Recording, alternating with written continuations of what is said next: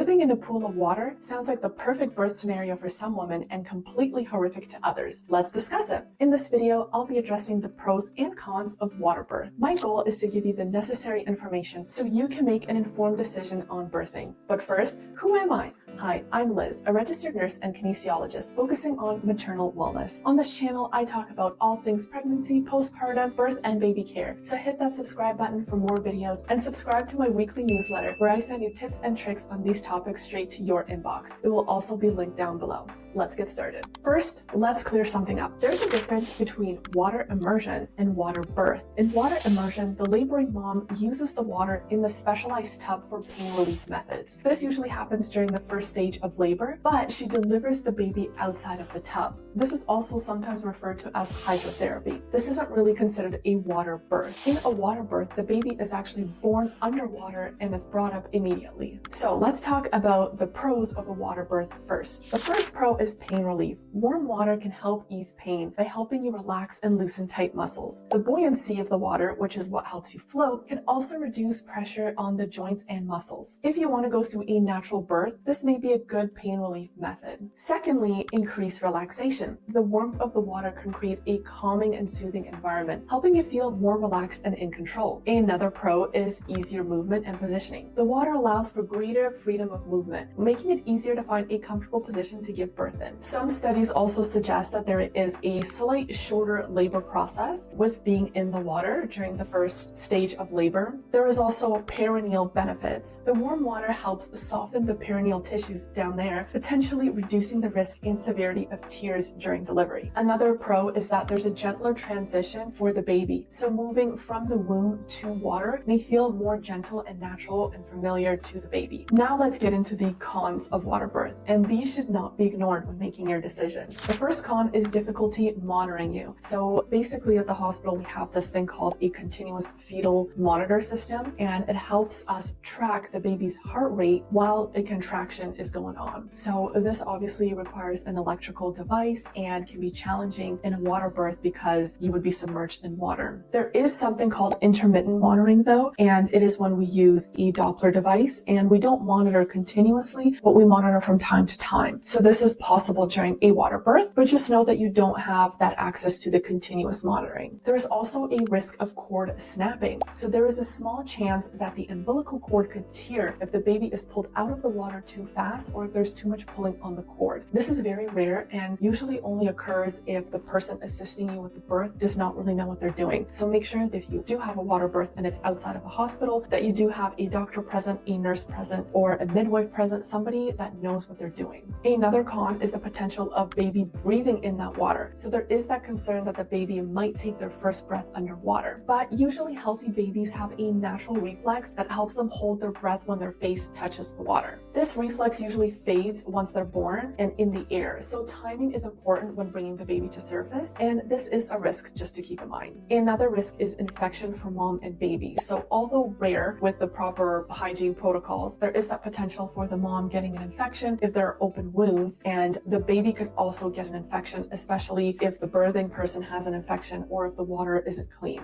Another con is the potential of mom getting dehydration and hypothermia. While you're laboring, you're usually in a lot of pain and you're thinking about a lot of other things, and the last thing on your mind is drinking more water. So you may be prone to getting dehydrated pretty quickly. In addition, the water being really warm and being in there for a long period of time could also exacerbate that dehydration. So again, make sure that whoever is assisting you in that water birth has a lot of experience and knows what they're doing and can remind you to take sips of water. And another big con is limited emergency intervention. In case of complications with you or the baby, it can delay getting hospital treatment. For example, if you need an emergency C-section or if something goes terribly wrong, it does delay that time. If possible, if your hospital does offer a water birth, do it at the hospital. If not, make sure that the proximity of you to the hospital is very accessible and that you have a good emergency team present. So what does this all all mean? Research shows that being in water during labor is actually pretty safe and can help prevent pain. But giving birth in water, so the actual water birth, is still debated. Some doctors are concerned with the possible risks for the baby and the mom. So basically what I'd say here is that a water birth isn't recommended if you have medical issues, if you're giving birth to twins or more, if you're going into labor early, if baby is in distress, or if there's an active infection. A water birth can potentially be safe if you're healthy, you have a low risk full-term pregnancy, your birth team is trained and experienced with water births, and all safety rules are followed, and there is an emergency protocol in place. So the ultimate choice remains yours. If you have gone through water birth, let me know your experience in the comments below. I'd love to hear about them. If this video helped, give it a thumbs up and subscribe to the channel. Also, don't forget to check out my newsletter. The link will be in the description. See you in the next one.